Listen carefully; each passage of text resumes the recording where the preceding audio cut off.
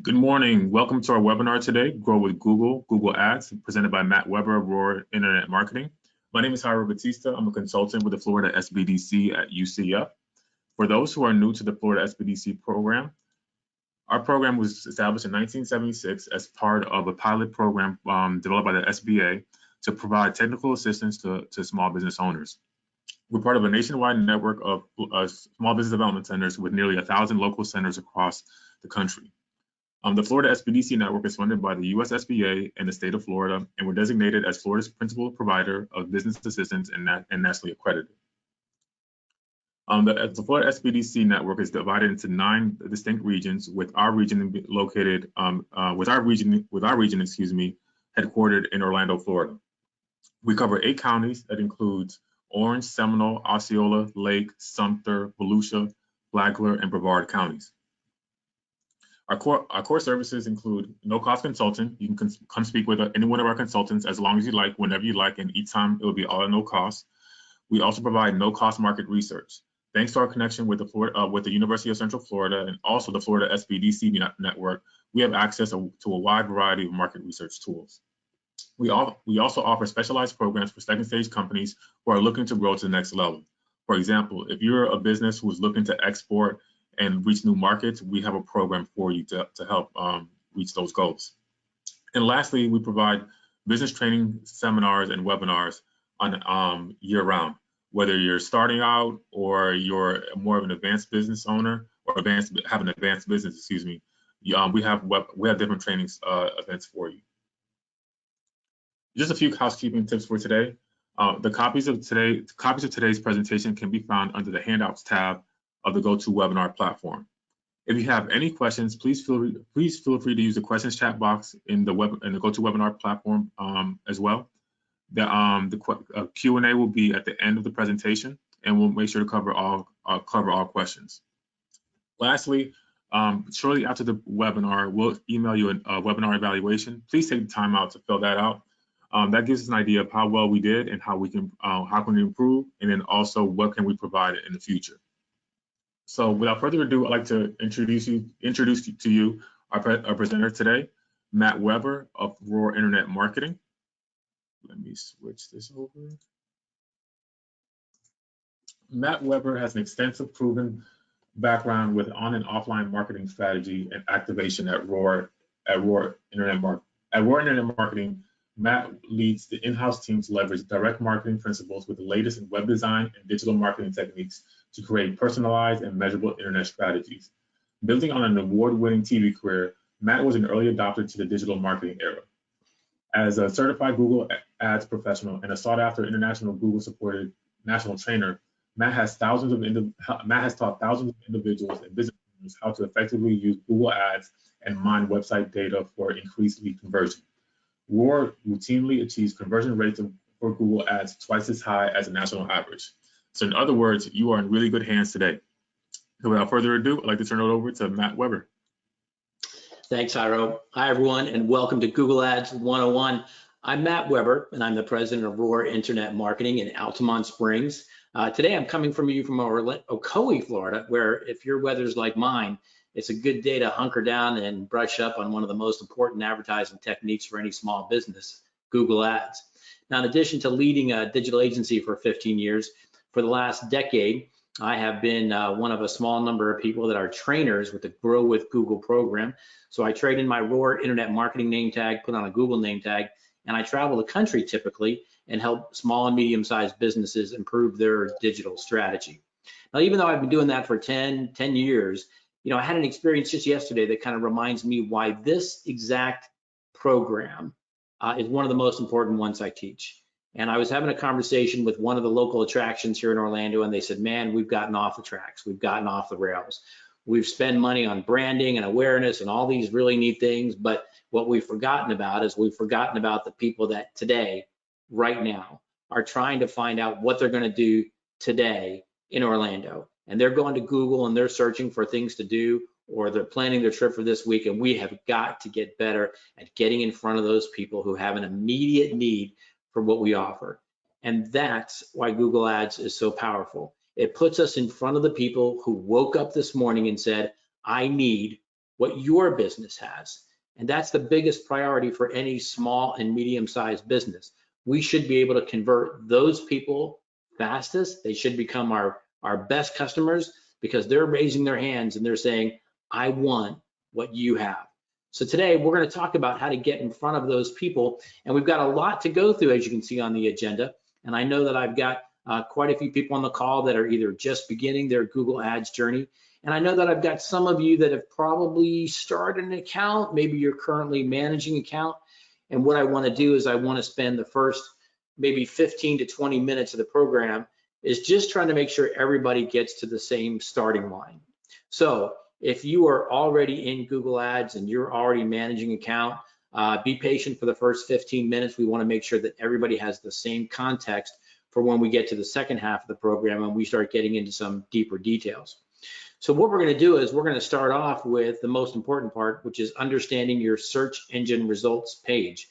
Because your Google Ads not only compete with other ads, but they compete with other things on that search engine results page. So it's important for you to know what they all are and where they come from. And most importantly, your Google Ads will be part of a overall complementary strategy.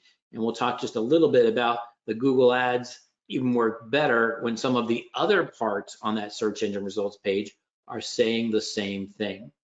And then we're going to talk about two high-level different types of Google Ads campaigns. Now, in truth, there's lots of different types of Google Ads campaigns. But what's happening right now is that Google Ads is being infused with much more machine learning. And there's a lot of that coming in, and it's being compartmentalized into one part of Google Ads that you can choose to use. But if you choose not to use it, we're going to go to this other side of Google Ads, and we're going to explain the differences of those two parts and help you pick which one you should use for your business. Then the next thing we're going to do is talk about the difference between search, the people that are looking for what you offer right now, and the display network, how you can get in front of people who may become interested in what you offer, but may not be looking for it right now. We're going to go through a very quick glossary of Google Ads terms, which is critical because the minute you open the interface, you're going to need to know what all these buttons and labels are. So you're going to want to pay particular attention to that glossary. It'll make the interface much easier to use. And then we'll talk about the part that most people miss. 8 out of 10 people don't do what we're about to talk about coming up, which is before you start Google Ads, to do this, and it will save you an awful lot of money if you do it. Then we'll talk about the first of those two parts, what are called smart campaigns, which is where a lot of this new machine learning, and Google hesitates to use the word artificial intelligence, not quite appropriate, so let's stick with machine learning, is coming into play. We'll focus on that part, and then we'll do our first Q&A section. Then we'll take a quick 5-minute break, give you a chance to stretch your legs, get something to drink, plan your caffeine consumption accordingly. And then when we come back, we're going to dive into what maybe some of you are here for most, and that is to talk about those manual campaigns, or some people call them the expert mode of Google Ads. Now, once we go through that, we're going to talk about the optimization cycle, because it's one thing to get a Google Ads campaign up and running. It's an entirely different set of tasks to refine it and make it better. And we'll talk about what is it like to get it optimized after you've got it started. And then finally, we'll talk about, again, another overlooked part of Google Ads, which is how to write great ads. And we'll do another Q&A. So you can see we've got quite a bit planned for today's session. Now, I want to do something that I've never done before in this class, and I want to ask you to take a very short 3-question survey that you're going to find in the chat box right now. It's a Google form, should take you about 45 minutes to fill out. And the reason I want to ask you to fill it out is because I'm going to look at those answers during the break, and if we can customize the content in the second half a little bit based on who's in the audience today, then we're going to take the opportunity to do that. So look in the chat right now, and you should see a Google Forms URL. It starts with forms. Click on that. It's 3 questions, and take a minute to fill that out. So let's get started. Are you ready? Let's get started on knowing your search engine results page. Many people will use the term SERP. Now, the whole process, of course, starts with one very, very critical action. And that's when a user goes to Google and types something into that search bar. And right here is the most important thing to understand about this whole ecosystem. Because as advertisers now, instead of creating a message that we want to promote, now all of a sudden we're aligning our message with what people are looking for. And the more we can align our marketing, our ads with what people are looking for, the more we are going to be successful in Google Ads. Now, Google does a lot of things really, really well. But one of the things they may not do as well as other companies is name things. So you're going to hear me today say the words search term and search query. And the reason I use them interchangeably is because in some places of the Google Ads interface, it's called a search term. And in some places of the Google products, for example, like in Google Search Console, it's called a query. Same thing. Whenever we use search term or search query, we're talking about what the user puts into the Google search bar. Now, once they click enter, went the wrong direction here. Once they click enter, the first thing that we're going to see are the Google ads typically at the top of the page. And today, most often we're going to see 3 ads. In some rare, very high volume queries, we might see 4, but we're typically going to see 3 at the top and 3 at the bottom of the search engine results page. And in most cases, these are going to be the thing highest on the search engine results page. In some queries, you're also going to see what are called shopping campaign ads.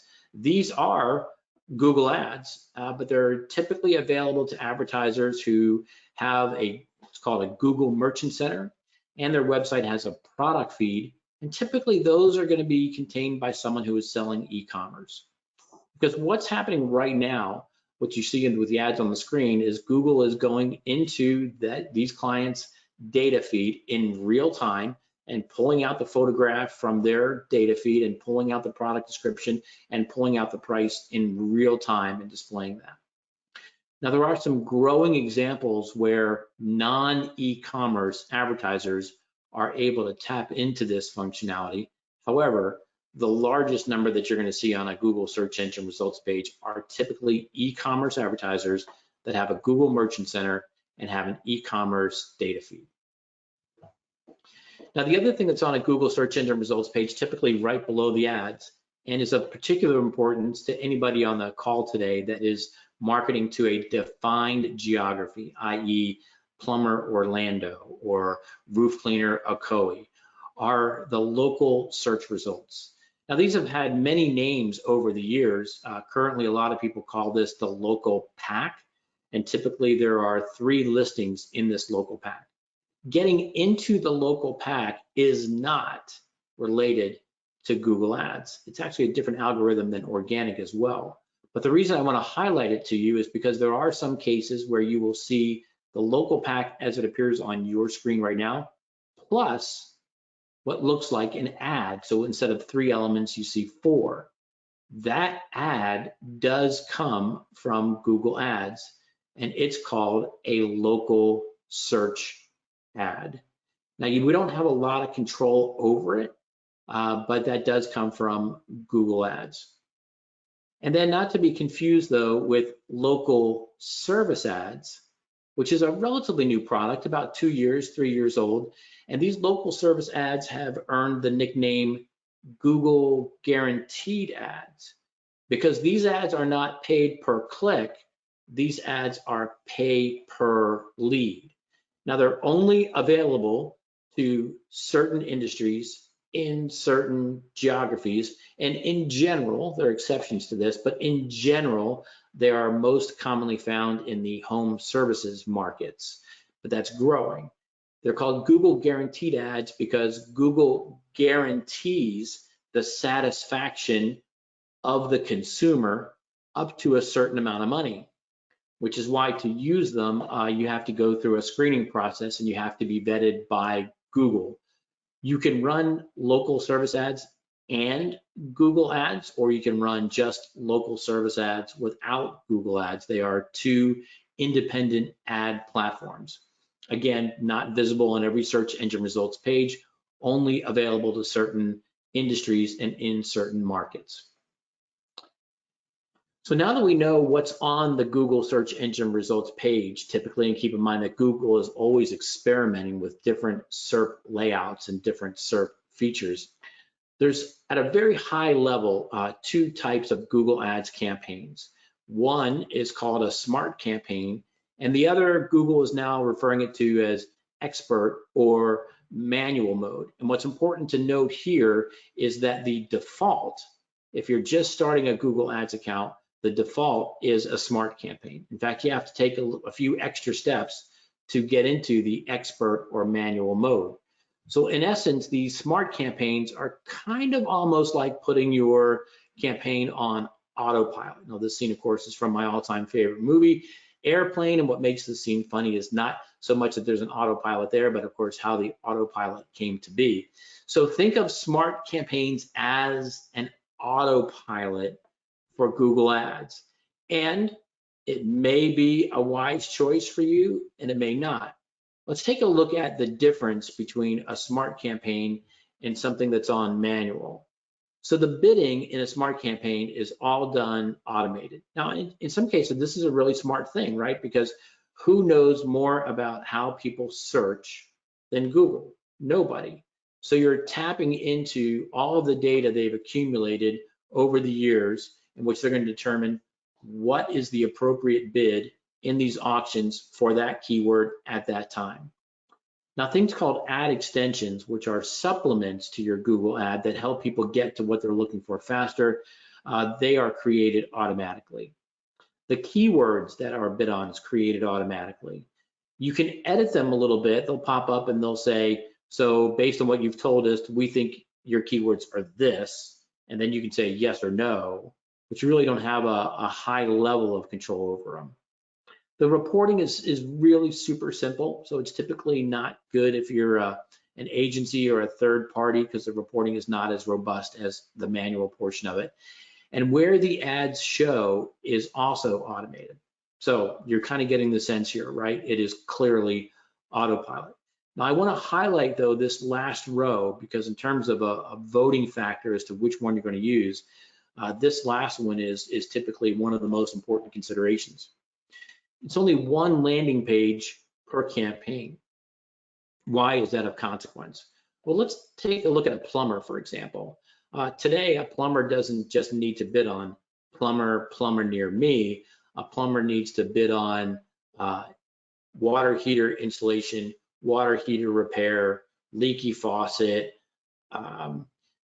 toilet replacement, toilet repair, and all of those to convince the user to go with you as a business need their own landing page, right? Because if someone searches for water heater repair, they want to land on a page that's about water heater repair. If they land on a page that's about the 19 other things that you do, they're less likely convinced that you're an expert in that area and less likely to do the thing that you want them to do. So if your product or service is really narrow and you've got kind of one message to put out, smart campaigns can be an enormous benefit. Also, if you're kind of restricted for time, smart campaigns can be useful. Now, search campaigns, as you can see, are all managed by the advertiser. So just by looking at the list on your screen, you can see that it takes a little bit more time, a little bit more energy to manage all of the activities there that are involved in running your own campaign manually. But I want to highlight that last consideration as one that is probably one of the larger voting issues to decide which one that you want to do. Now we're going to go into setting up a smart campaign. We're going to go into setting up an expert campaign. So if you don't feel qualified to make the decision at this juncture in the program, don't worry. We got a lot more coming up that's going to help you make that decision. Okay, so at a very high level, we've bifurcated that as soon as you walk into Google Ads, your first choice is going to be a smart campaign or expert or manual mode. And we've talked about kind of the overarching difference, which is the amount of decisions you make versus the amount of decisions that the algorithm will make. Now within that though, both of them are going to use two different parts of Google Ads. And the two different parts of Google Ads are search, when someone goes and they actually look for something. And then another part of Google Ads called the display network. Now the display network puts our ads in front of people who aren't looking for it right now, but they may be looking for your product or service in the future, and we can target people based on a lot of characteristics.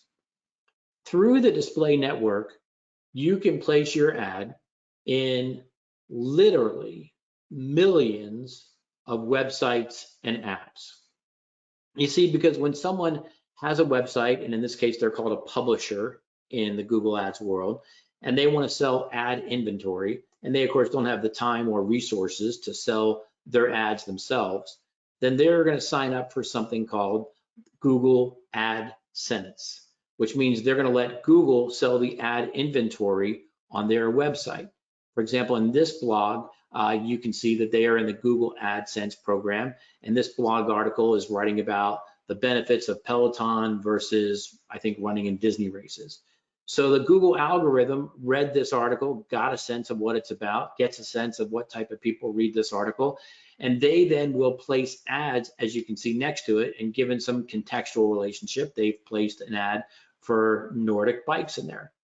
Now we can be on all kinds of websites. We can be on major websites like the New York Times, local media outlets, all the way down to if your neighbor has a blog about gardening, we can be on those as well.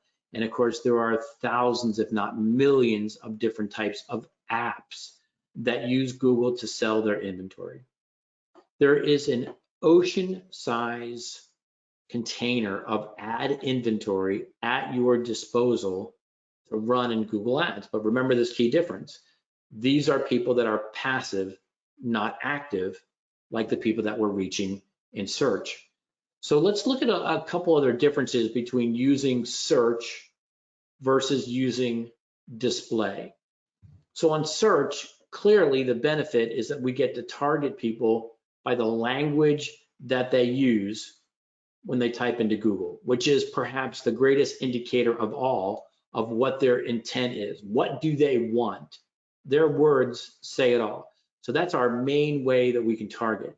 And we can also kind of break that down on the search side by their age. We can only show our ads to people of a certain age, gender, device, day of week, hour of day.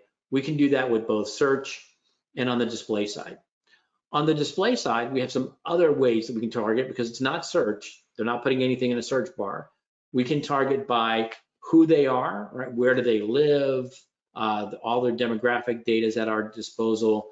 We can also, more importantly, target by what they've done, like their search history. Have they expressed an interest in this topic before? They may not be searching for it right now, but we can target them by what they've done before. We can also target by their interests and their shopping history. So Google knows, because of the amount of data sharing that goes on behind the scenes, that I'm interested in kayaking and that I'm interested in bicycling, that I'm interested in baseball.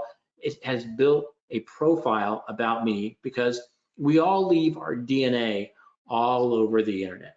And nobody reads all the terms and conditions of all the websites and the apps that we use. And if we did, we'd first of all probably be scared to death, but certainly we would realize that many of these publishers are behind the scenes selling and exchanging data.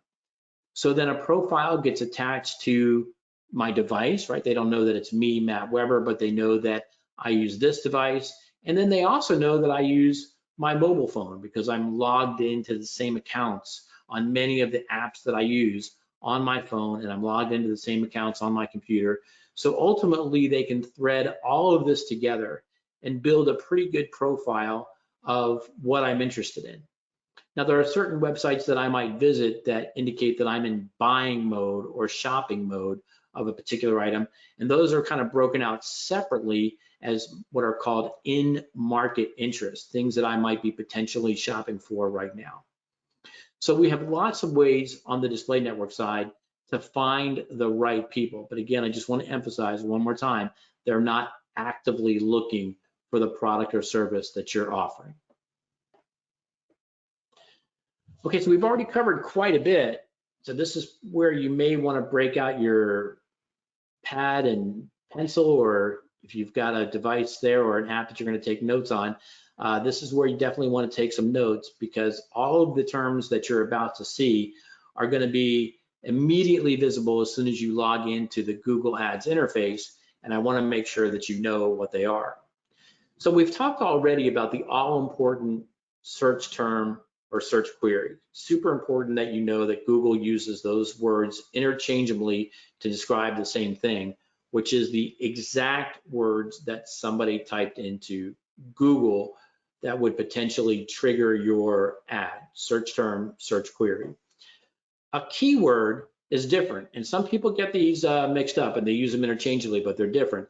A keyword is what we're bidding on to try to match that search term or search query. And if any of you have played the very ancient game of Battleship, where you're trying to guess the numbers that match where somebody's battleship is, this is kind of the relationship between a keyword and a search query. We're trying to bid on keywords that match in some way, which we're going to talk about coming up, that search term in a way that would allow our ads to trigger. So keywords are what we as advertisers bid on. Search terms, search queries are what users actually type into Google to get what they're looking for. The ad position, it used to be 1, 2, 3, 4, 5, 6, 7, 8, 9, 10. That's now changed. You can visualize it as 1, 2, 3, right? Those 3 ads that we saw on the top of the page, but it's no longer reported that way. Ad position is now reported as top, meaning your ad fell somewhere on the top of the page as opposed to the bottom. And it's also reported now as absolute top impression. And in the interface, you'll see it as ABS top, which means you were the absolute top. In essence, a far more complicated way for Google to say that you were the #1 position. So no longer is there a way to find out if you were in position 2 or in position 3, or if there was a position 4 on a highly searched phrase. No longer do you have the ability to do that. We simply know that if you were in the top, meaning the top area, an absolute top, ABS TOP, means that you were the highest. Now, why is this a significant issue? Because while there are some other variables that come into play, in general, and that's a key phrase for you to underline, in general, one of the predominant elements that determines which ad gets a click is the highest ad.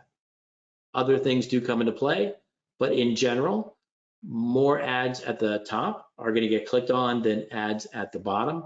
And in the top section, in general, the highest ad is going to likely have a higher click-through rate than the ads below it. And again, lots of things will affect that, and there are some exceptions, but that's why this idea of ad position is a significant issue to look at in the interface. Now, an impression is simply anytime your ad was shown. It doesn't mean anybody clicked on it.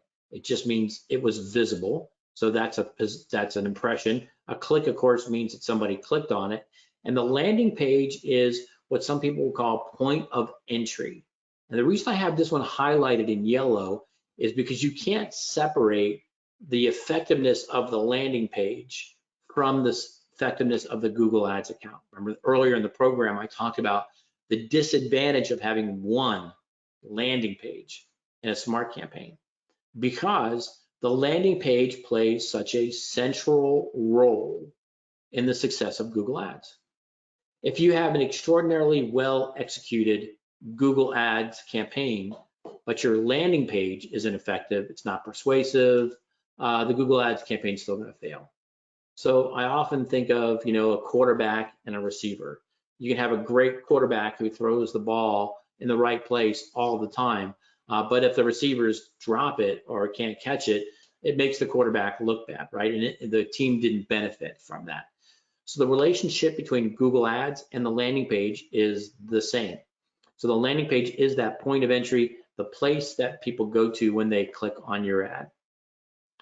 Now we're going to talk quite a bit about conversions, because with all of the algorithmic data that's being pumped into Google Ads, it all has one kind of center point, one fulcrum, if you will, and that is the conversion.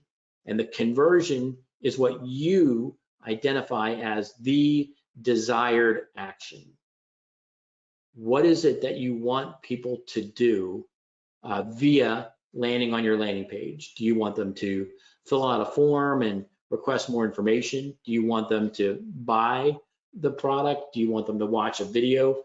What is that end objective for you?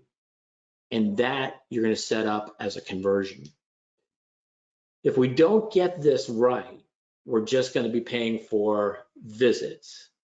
And in general, website visits don't put money back in your pocket. Conversions, actions, people determining they want to engage with you does put money back in your pocket. If you had 1,000 visitors to your website, but you didn't know who any of them were, you likely didn't make any money.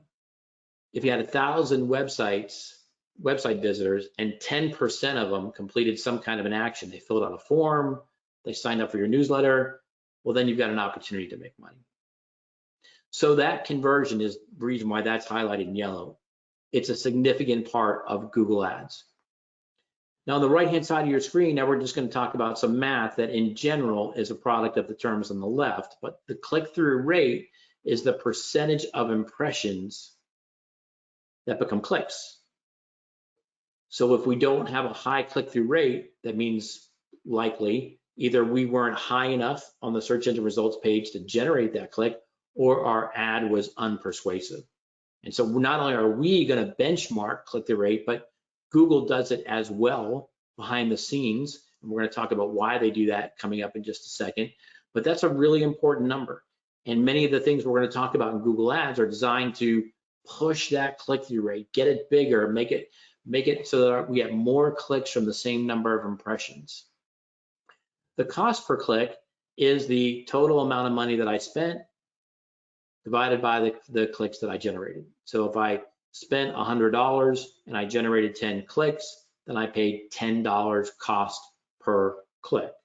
And that's going to be part of the math we're going to talk about coming up to try to figure out, well, which keywords do we want to bid on? Because for many of you, there's an enormous variety of keywords that you could bid on.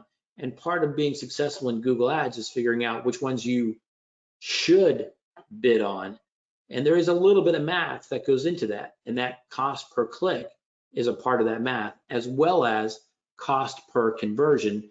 Now, since cost per click is abbreviated CPC, Google abbreviates cost per conversion as CPA, which is also interpreted as cost per action. And that's the amount of money that I spent divided by the number of leads, conversions, actions that I generated. And right here, we're going to see that many of our keywords are fundamentally different on their effectiveness, and the most critical way that we can measure that is by the cost per conversion. We're going to talk about ad rank in just a second, but ad rank is the formula behind the scenes that determines ultimately the position that the ads fall in. What's really important to leave this section about ad rank to know is it's not maybe what you believe it is. Because a lot of people think that Google Ads is a straight auction, that the person who spends the most amount of money is the highest ad, the person who spends the second amount of money is the second ad, etc. And that is not how Google Ads works. Instead, this formula produces an ad rank.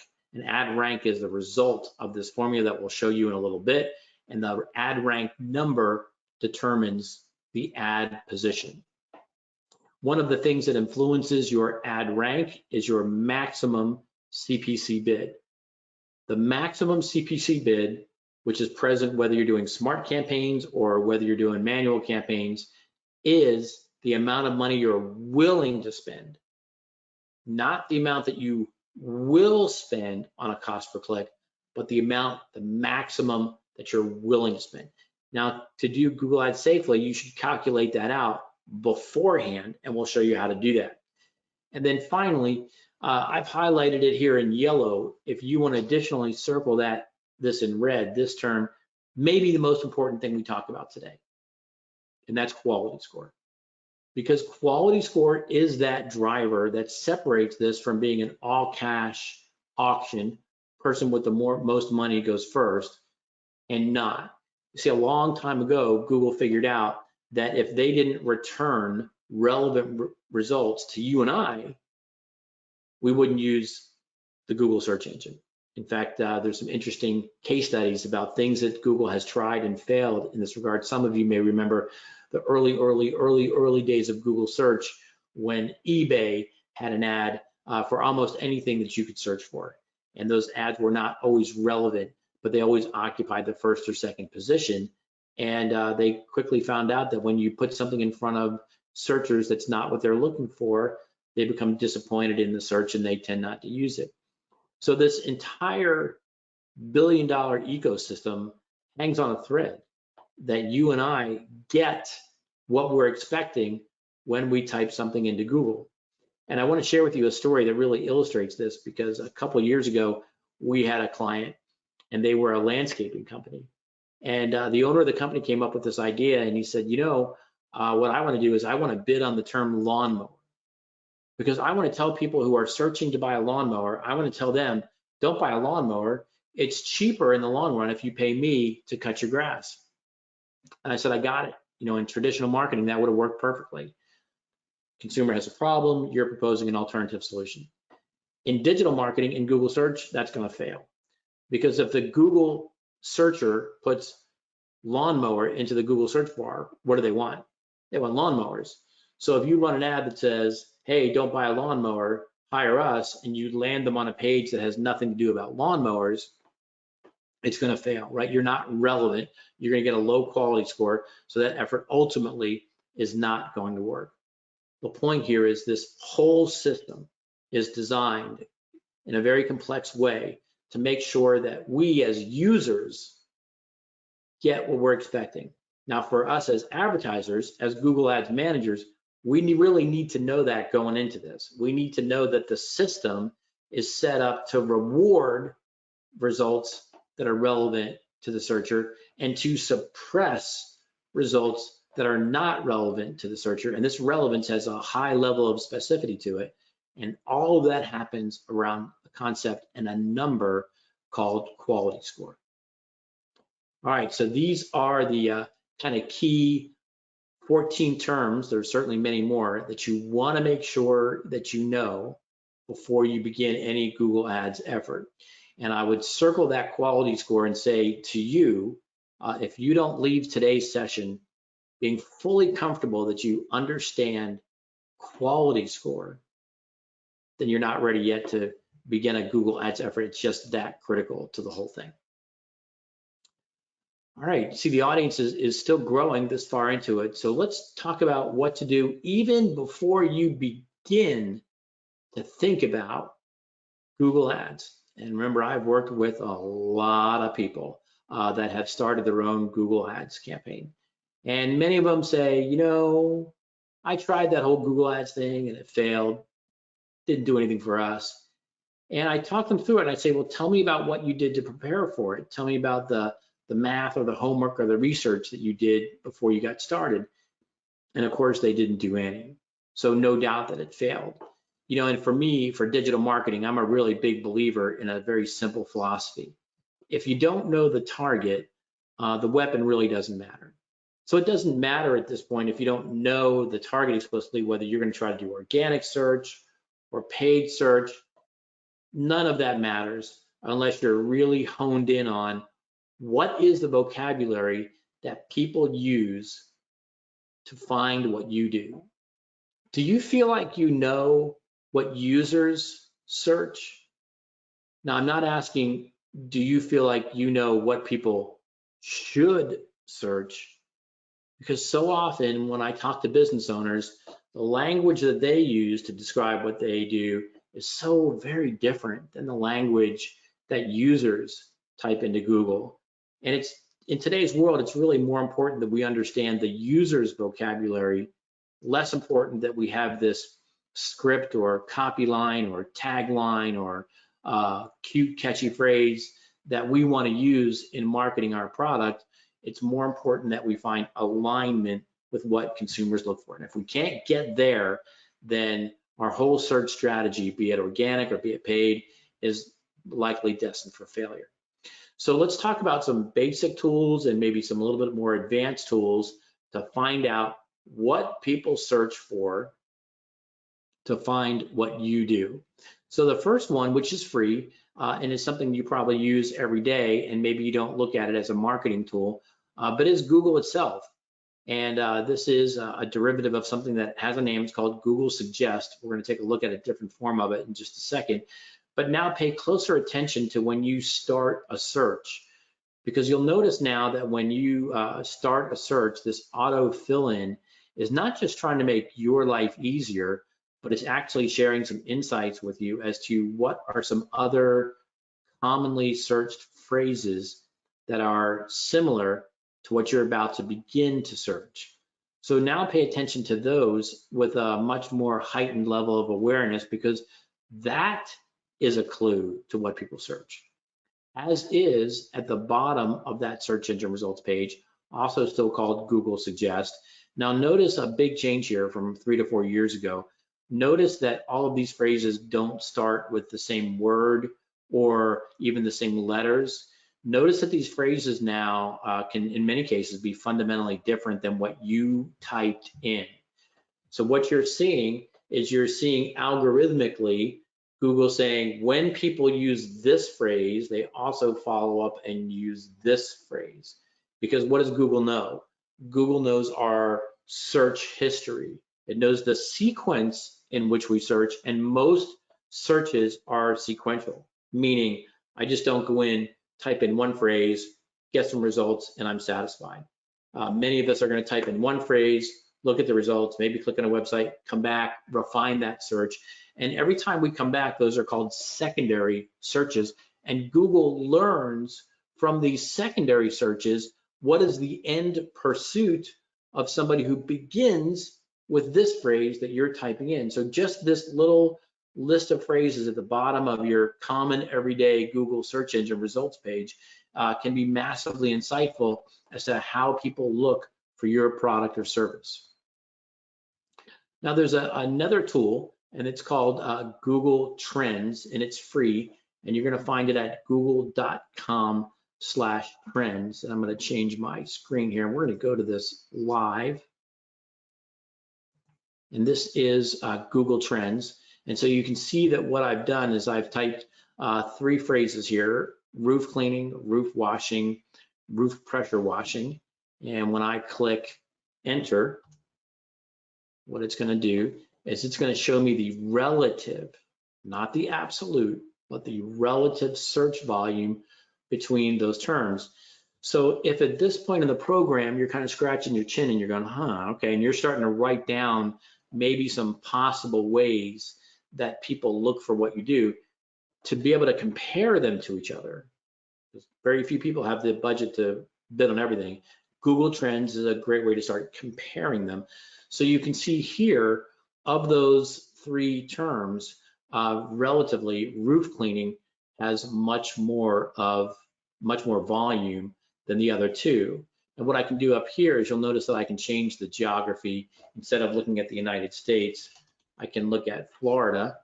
And if there was enough search volume, I can even break this down further to Orlando. Now you can see here in Florida, the results are pretty consistent and maybe even slightly more dramatic than they are in the US. What I can see further is that in Florida, in terms of where these searches come from, certain areas of Florida index higher than others on there. So if you're on the program today and you're saying, where should I start my roof cleaning business? Looks like a good place to start would be in the Fort Myers, Naples area. And it'll also show you some related queries here: soft wash, roof cleaning, and here you can see that people use it as 1 word and 2 words. And here's roof washing, the same data kind of broken down. So depending on the volume of the query, you'll get all of this related data too. So again, this is called Google Trends, and you'll find it at google.com/trends. /trends, a good way to start kind of narrowing down your list. Now remember that all phrases are not equal in volume, and all phrases are not equal in intent.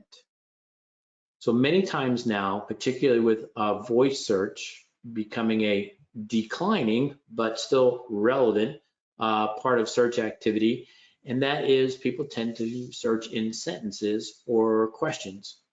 And this is one of my favorite tools. I've got a lot, of course. This is called answerthepublic.com, answerthepublic.com. And what makes this unique is now we're less interested in volume. And what we're really trying to find out is what questions do people ask about roof cleaning? Because the more that our content helps people solve a problem, the more effective we are as advertisers. So what do people ask about roof cleaning? How do they phrase it? What's their vocabulary? So if I scroll down here, you can see all of the different phrases that people, and here they're centered by when and how questions.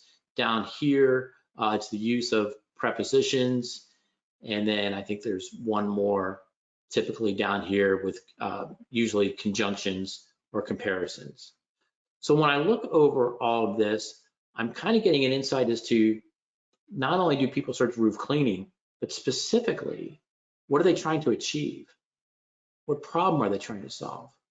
And if I can figure that out, then I can create content that allows me to line up with what they're trying to achieve, and I'm even going to become more effective.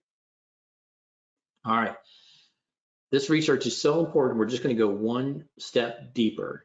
And if we're getting too deep too quick, I apologize, but we're going to go one step deeper because you cannot be too prepared to be successful in Google Ads.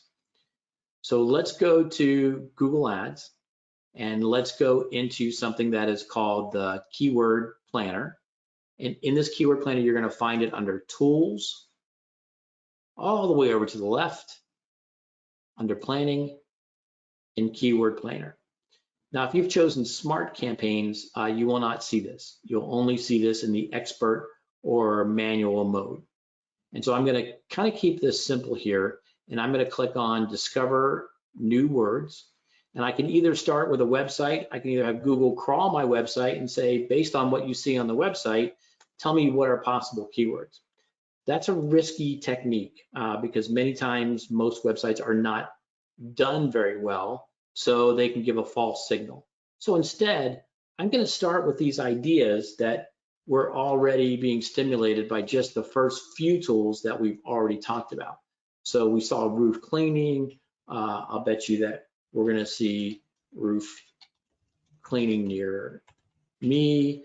We saw soft wash roof cleaning. And I'm not going to again put in the website here. I am going to change my geography again to Florida. It's very interesting to note, by the way, how language differs in each area. You know, we work with a large pest control company, and in some areas of the country, they use the word exterminator, and in some areas of the country, they don't use the word exterminator at all to kind of get the same thing. So I'm going to look at the Florida, United States. I'm going to start with these three phrases, and then Google's not only going to tell me the volume of what I put in, but it's also going to tell me the volume of some other related phrases. Now on your screen right now, you see a couple helpful things. Not only do we see the average monthly search volume, right? And as my grandfather said when he was teaching me how to fish, fish where the fish are, right? Pretty basic principle. So same thing with Google Ads. Run your ads where the people are. If you're the #1 ad on a phrase that nobody uses, there's no glory. So we got to balance volume and intent. Fish where the fish are. So here's our volume. And if you really want to get into this on an advanced level, you'll notice that there's quite a difference between the individual months on when people do this search. So now I'm not only getting the list of that. So again, roof cleaning seems like based on this tool and the other tool that we looked at, probably something I want to spend some time on here. It'll tell me how competitive it is, and it will tell me how much that volume has changed in the last 3 months, which makes sense. It's probably a pretty seasonal thing to do. and kind of inaccurate, but it will give you the range of how much this could cost per click. Now, why is that range? Why is the variance so huge? Because remember just a few minutes ago, we talked about it's about relevance, that the entire system is set up to elevate results that are relevant to the searcher and set up to suppress results that are not relevant. So if I have a website that's not really about roof cleaning, maybe it's about pressure washing, and I'm going to bid on roof cleaning, I'm not as relevant. I'm going to be closer to this $14 mark.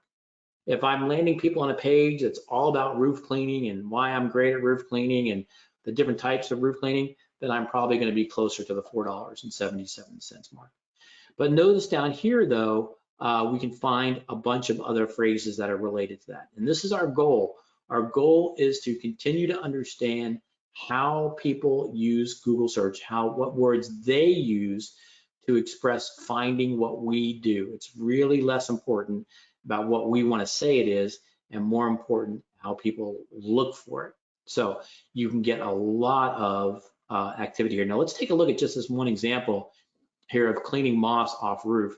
Now it's very low volume, as you can see, but this may be an opportunity that I say, you know what, if people are looking for cleaning moss and I land them on a page about cleaning moss, maybe I can look hyper relevant to them. Maybe I can look like a specialist in that, and maybe I would have a chance of converting those searchers even better than the thousands of people that search roof cleaning and may have gone to a couple other websites that seem to offer the same service that I do.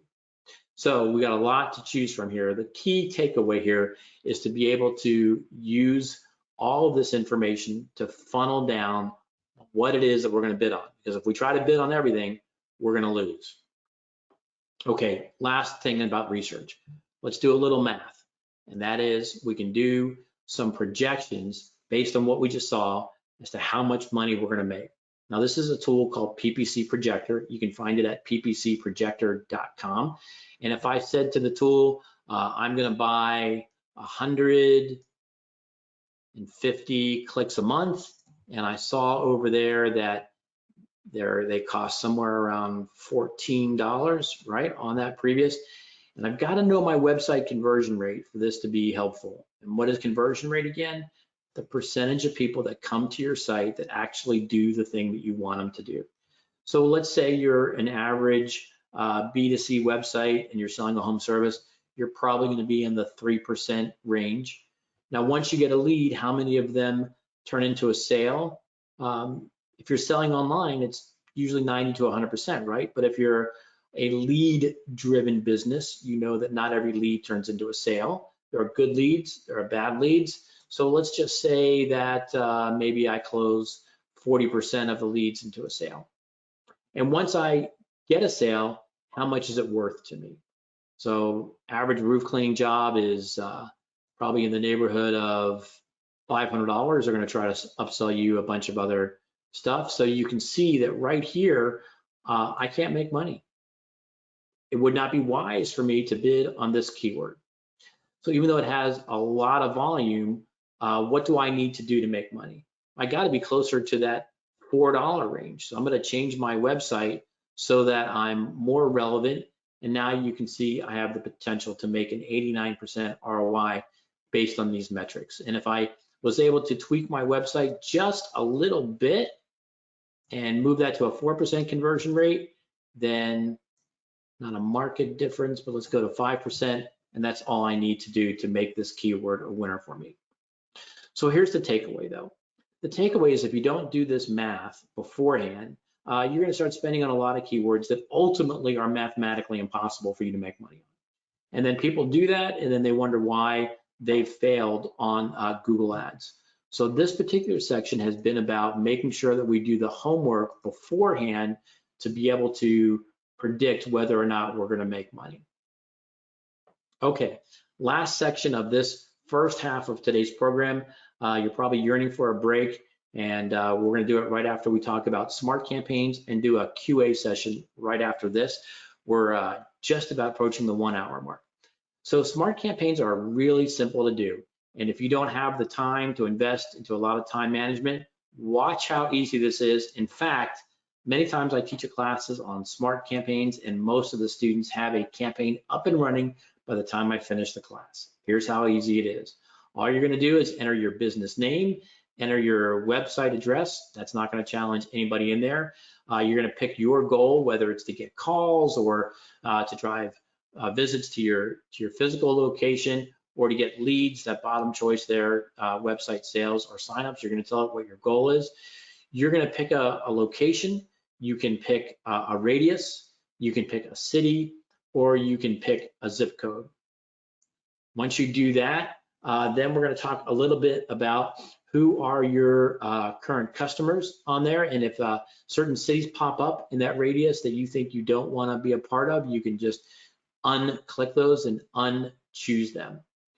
You choose a language, you put in your business category, and then once you put in the business category, and remember that the previous step you put in your website, when you put in your website, Google crawled your website. And so using this answer here, plus what they just learned about your website, they're gonna suggest some keywords in this list that you see on the screen. And as you can see, you can uncheck them and turn them off. And I think this is a great example on the screen. So put in yoga studio, but not every yoga studio offers the same types of yoga. So you simply uncheck the ones that you don't offer. Now, perhaps the hardest part of this, and the one thing that the algorithm hasn't figured out to do for you, is writing an ad. Because at the end of the day, we're still battling for somebody's interest, and we still have to write something compelling, creative, eye-catching, value-driven to be able to generate the click. Now, later in the next section, we're going to talk about how to write great ads, but you are going to have to write some good, compelling ad copy here. You can see your limits. Most Google Ads headlines are 30 characters for a headline and 90 characters for a description. Once you write that, you'll set your budget. You can change the budget every day. Wouldn't recommend it, but you can. And as soon as you set the budget, Google will take everything that you've set up so far and tell you roughly how many clicks a day you should be able to put in. It'll actually suggest a budget for you because it knows the volume of keywords and it knows the price of those keywords. So it's going to suggest a budget for you, but you don't have to use that one. You can choose your own. You click next, and as soon as you click next, you're done. The campaign is up and running. It's that simple. So that's how quickly you can get a smart campaign running. So let's see if there's any questions up until this point. So if you've got a question, you can put that in the chat box there. And note that we're going to have another Q&A session at the end when we talk about the advanced, expert, or manual mode. So we'll wait just a few seconds and see if anybody has any questions that they're going to put in there. I see one question so far. The question is, so a good conversion for a business selling products would be being pop-up on the landing page to prompt the person to submit email for a percentage off a product or service? Don't quite understand. Yeah, it could be. It could be. Now, remember, pop-ups have their own disadvantage in the world of Google and the world of search, and they're typically not a favored technique for Google Ads. So let's rephrase that question and say, what if I landed people on a page that had an offer, and that offer was to put in their email address to get a coupon code via email? Is that an appropriate conversion? Yes, that would be defined as a good conversion. That would be a lead. Okay. Any more questions?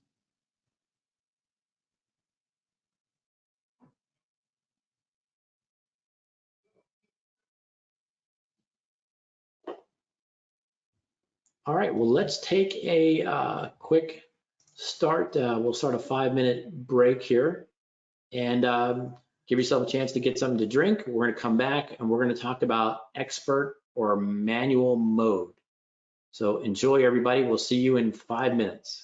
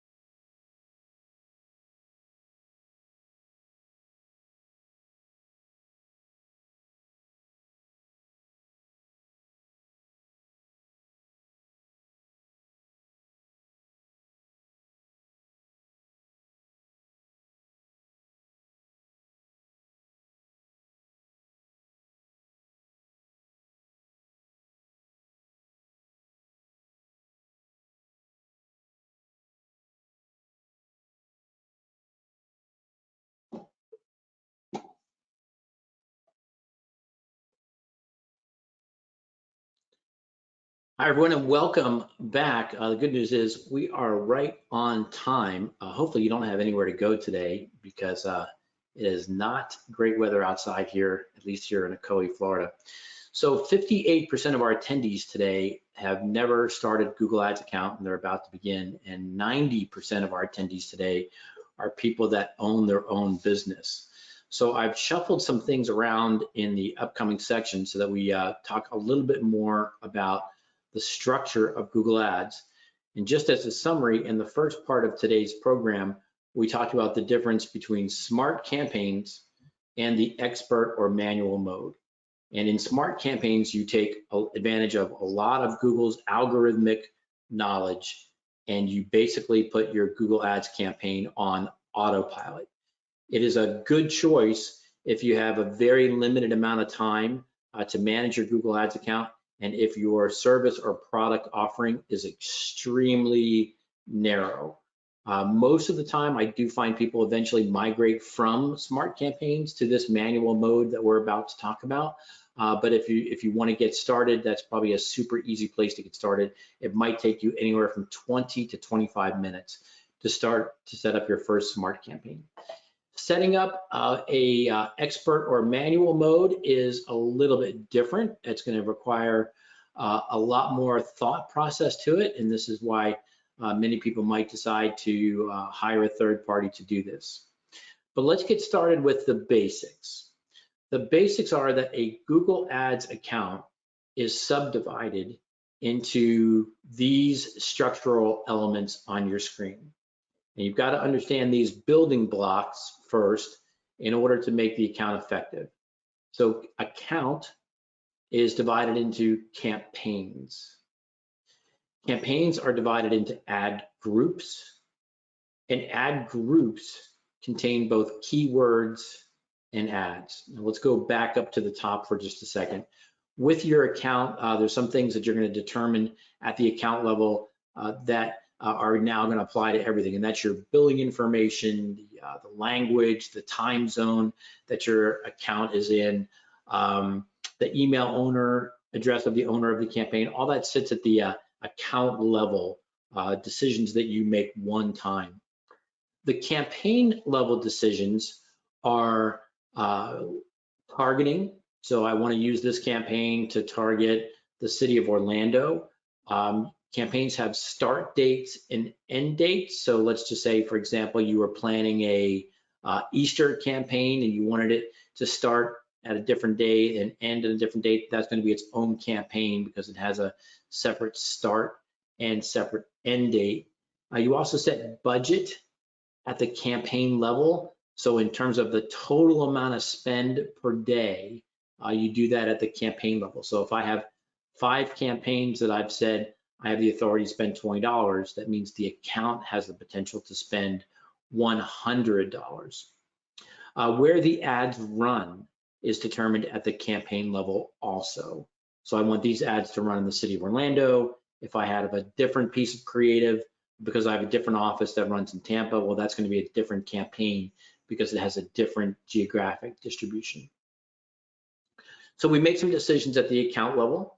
We make some decisions at the campaign level, and then we make some decisions at the ad group level where we're really starting to structure this very finite and very specific relationship with what people put into Google as search queries. Now remember, think of ad groups as kind of Tupperware containers, and they contain both keywords and ads that have to work together. Now here's what it looks like when it's not done correctly.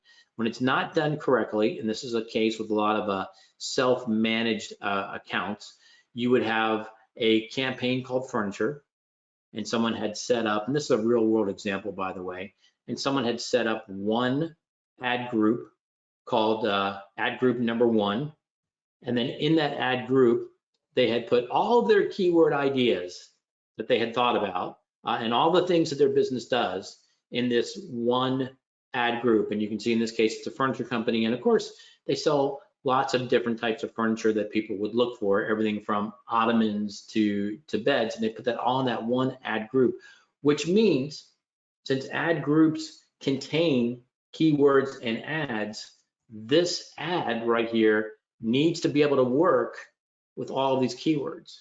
So if someone searched dining room table, this ad needs to make sense. If someone searched rugs, this ad needs to make sense. So you can see how oblique and generic it has to be in order to work with all these different keywords. But what do we know about searchers? We know that searchers are very specific. In fact, the average length of a search continues to grow and grow and grow and grow.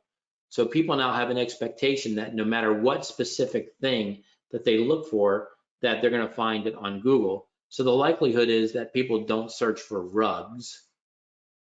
They probably search for 12 by 48 rugs blue with a certain type of pattern on it, right? People are very specific.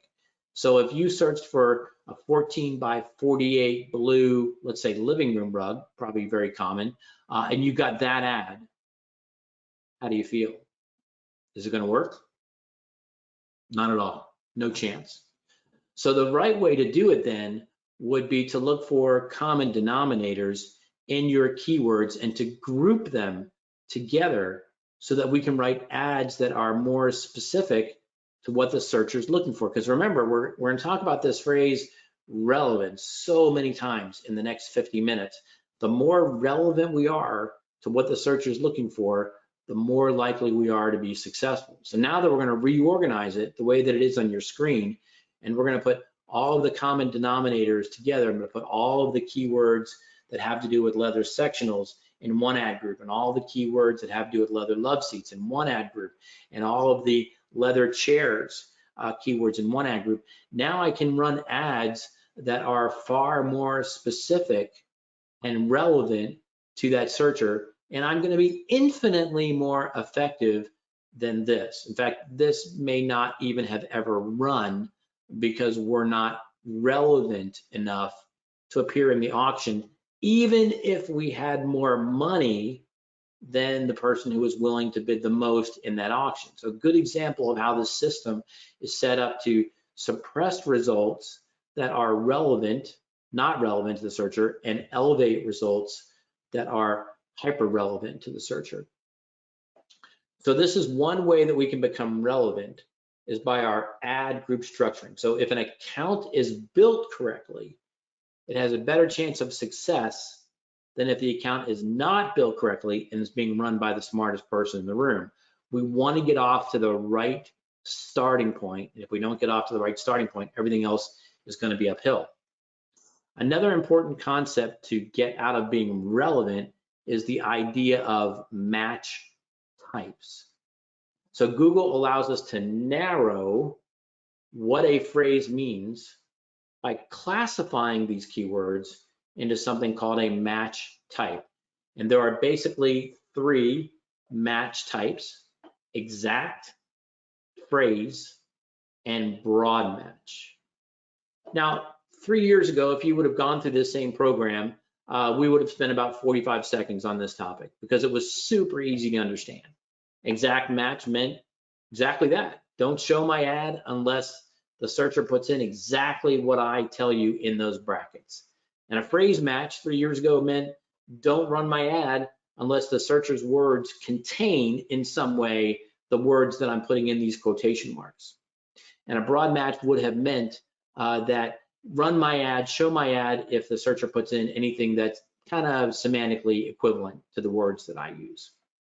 Well, that's all changed because now Google has introduced what are called variants, and variants to Google are semantic equivalents of those words. So an exact match today may not be the exact literal match of the words that you use in brackets in the way that it was 2 to 3 years ago. Let me give you an example.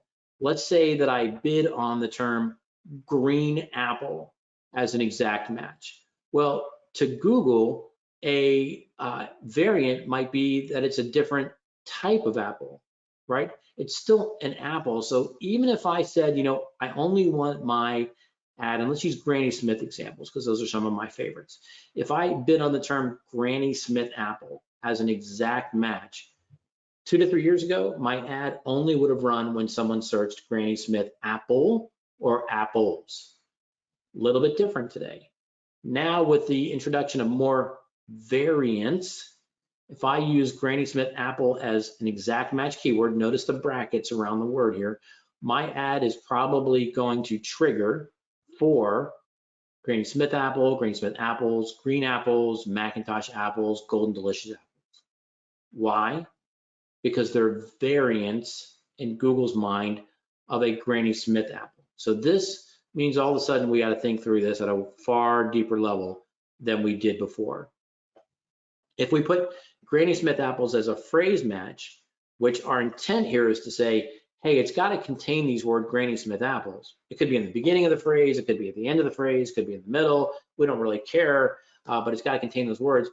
Google's still going to take a fair amount of liberty in interpreting that. So they might display your ad for how to grow Granny Smith apples. Are Granny Smith apples in season? Granny Smith apple seeds, which is maybe not what you're selling.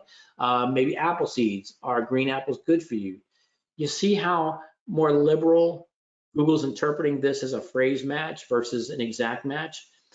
And then finally, if you use it as a broad match, which is not recommended at all, and if you bid on the phrase Granny Smith apple, well, my gosh, look what Google can do. They could trigger your ad for how you make apple pie recipes, what's the best type of green apple. There might be a restaurant called Granny Smith's Restaurant, which there happens to be in a couple of my favorite cities.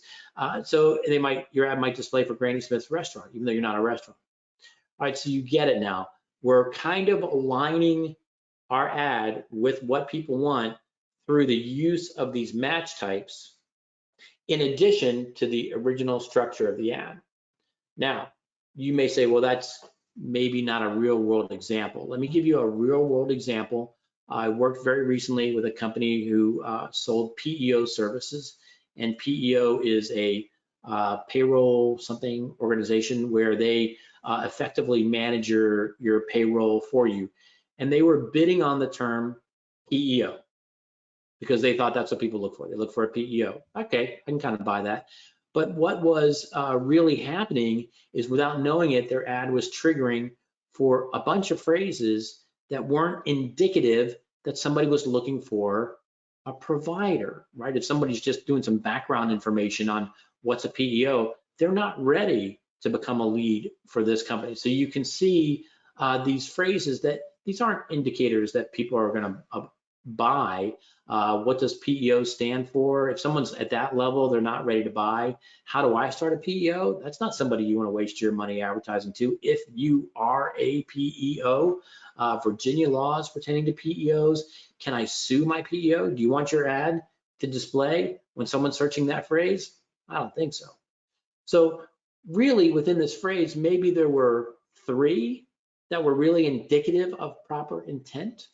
Somebody looking for a PEO near me, somebody looking for a PEO specifically for retailers, and somebody looking for a PEO for advertising agencies.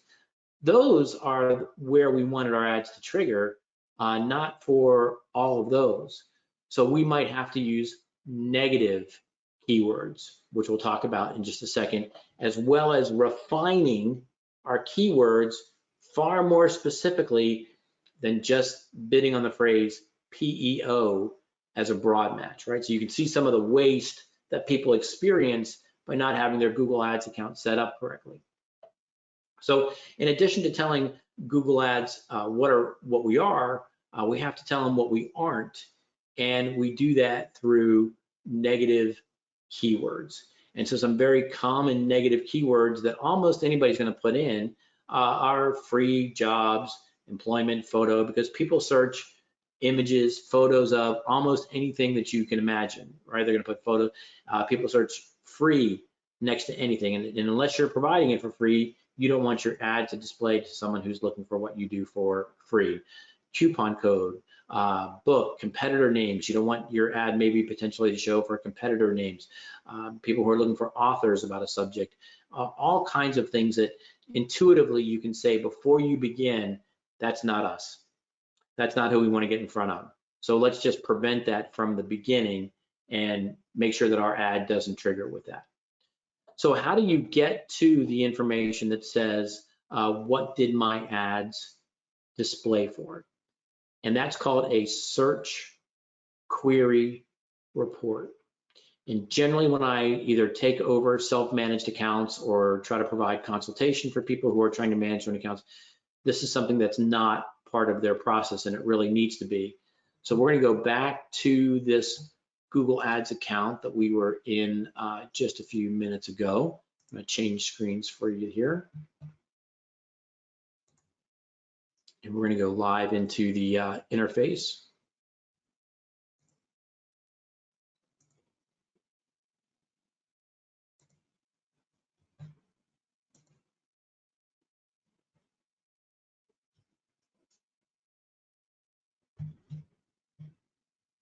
And so what I did to get here is I looked at the all campaign view, which is the default view that as soon as you log into Google Ads, you're going to see. And then I clicked on keywords. And now I'm looking at the keywords of all of the campaigns in the account. And then I'm going to come down here to search terms. And remember that Google interchangeably uses the phrase queries and search terms to mean the same thing. So when I click on this button, I'm going to see all of the search terms within this date range. Look up here to the top right, make sure the date range is relevant for just this time period. These are the words that people typed in. So remember, these are not keywords, these are the search terms. So I'm going to constantly, consistently review this list to make sure that my ads are not running on search terms that aren't relevant to my business. So you're going to see all kinds of stuff. You're going to see spelling errors. You're going to see different ways that people enunciate different things. But I can look at this list here and I can say, you know, this is pretty spot on. This account's been managed professionally, of course. So there's little waste in here. There's not a single word that they don't want. But again, the account's mature and it's been managed professionally, so I would not expect to see a lot of waste here. But once you do this same search query report and you see phrases that aren't related to what you want, then that's the clue to what you add as a negative keyword to further refine and make sure that your ads are showing up for the phrases that you want, which therefore means that you're relevant. So let's take a couple steps back. We've tried to refine where our ads run by the structure of our account, right? The way that we grouped AdWords, we put all thematically consistent keywords and ads in their own ad groups. And then we tried to refine even further what our ads are going to be seen for by the use of match types, the punctuation that we put around these keywords that we're bidding on, which in some degree defines the way that Google can interpret that keyword. And then lastly, we looked at the actual ways that Google did interpret these keywords, showed the actual phrases that our ad displayed for, and we looked for negative keyword opportunities, and we added those as negative keywords. And this kind of pruning has to be done consistently over and over again to make sure that the account is as effective and as optimized as much as possible. So I think you're getting the sense here of Google Ads is really a brain versus brawn medium. And so a lot of people, and I mean a lot of people, come into Google Ads and they say, well, I'm just going to outmuscle my competitors. I'm just going to bid more, and the more I bid, the higher I hopefully will go because I'm just going to bid more, bid more, bid more. But that's not the name of the game. The name of the game is to really outthink the competitors and to take advantage of these techniques to become more relevant than your competitor. When you become more relevant, you get a higher, we're going to go back to something in the previous part of the program, higher quality score. So the quality score is that brain element, whereas the maximum cost per click, the amount of money that you want to spend, is the brawn element of Google Ads. Now, ideally, you want to leverage both, but it's certainly a whole lot cheaper to leverage the brain part of Google Ads by trying to get that quality score. Now, here's how quality score works, and watch this carefully because you're going to probably get an entirely changed view of Google Ads by going through this next exercise. let's just say that we have 3 people in our auction, Blake Shelton, Adam Levine. I should update this since Adam's no longer on the show, of course. And they all want to bid on the same phrase. And Blake wants to bid $1, and Adam wants to bid $1. Of course, Taylor Swift's got a lot of money, so she can bid $2.35. Now remember, they're all bidding on the same phrase, but one of the difference here is that Adam has taken this class, and he's made sure that his account is set up correctly. He's made sure that his landing page is relevant. He's using the right match types.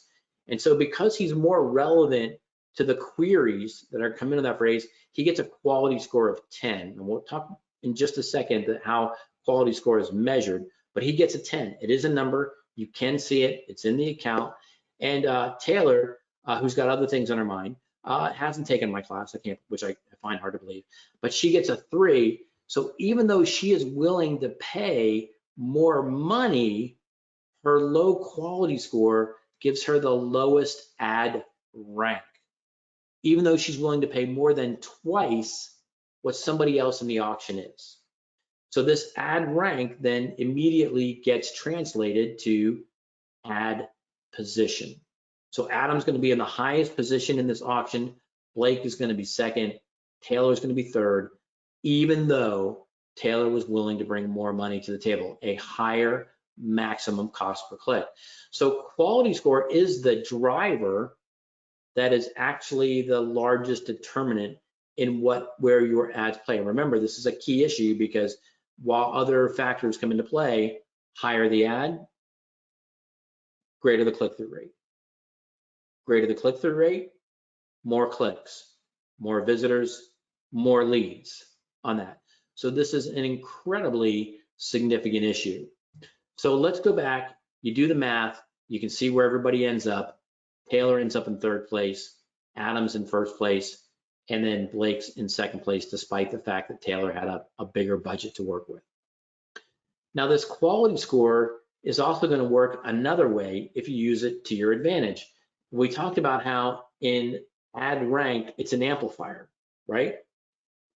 In actually figuring out how much you're going to pay, it's divides on that. It makes it more effective for you. So the way that you determine how much you're actually going to pay, despite what you're willing to pay, is you take the maximum cost per click divided by, you take your ad rank divided by the quality score of the person below you. So you can see in this example down here, the actual cost per click that Adam's going to pay is the 8 that he has to beat, see the 8 over here, divided by his 10 quality score, and that determines how much he's going to pay. Now, every auction has a starting point, which is influenced by the popularity of the auction. But in terms of the progression of rates down here, this is what determines. So the startling observation here is notice that to be in the 2nd position, Blake is paying more cost per click than the person in the 1st position. So let that settle in for just a second. The person in the 2nd position is actually paying more than the person in the 1st position. How? Because of the quality score, right? So if you take the brain element of Google Ads and use it to your advantage, it saves you a lot of money in the long run on this. So quality score is huge in determining what actually you pay for and where your ad runs. So let's look at the elements that actually go into determining your quality score. You know, if you look at the literature on a high level, it basically says click-through rate is one of the largest determinants of quality score. And if you think about it, there's a bit of a democratic element into this very complicated algorithm. In essence, if somebody types this phrase and they continually click on this ad, you know what it says? It says, well, this must be relevant to that phrase because the people click on that ad whenever this happens, so it must be relevant, right? It's the democratic element of this, because so of all things, we got to focus on click-through rate to be one of the drivers of the quality score. But 2 other elements to this is the landing page itself. Is the landing page relevant? Remember we talked earlier about my client who wanted to advertise his landscaping business to people who were searching for lawnmowers, it wasn't going to work because his landing page wasn't about lawnmowers. Even though he did present an alternative solution, he was never going to be as relevant to the phrase lawnmower as the other people in that auction who had landing pages that were all about lawnmowers. And then the ad itself, how relevant is the ad itself to what the searcher is looking for? So this concept of relevancy, you can see, is a big one, and it's kind of measured by this quality score is the end measurement. So simple takeaway here, how do you improve your quality score? Well, one is you've got to improve what we're going to talk about in just a second, your line of relevance. So I'll show you what I mean by line of relevance. You have to improve that. You have to increase your click-through rate. What is the driver of your click-through rate? The ad position and the quality of the ad. Are you saying something interesting in your ad? Are you saying something provocative? Are you saying something that's going to entice someone to click? Got to improve your click-through rate. And then finally, you've got to improve your landing page. You cannot have a successful Google Ads account with a poor website and a poor landing page.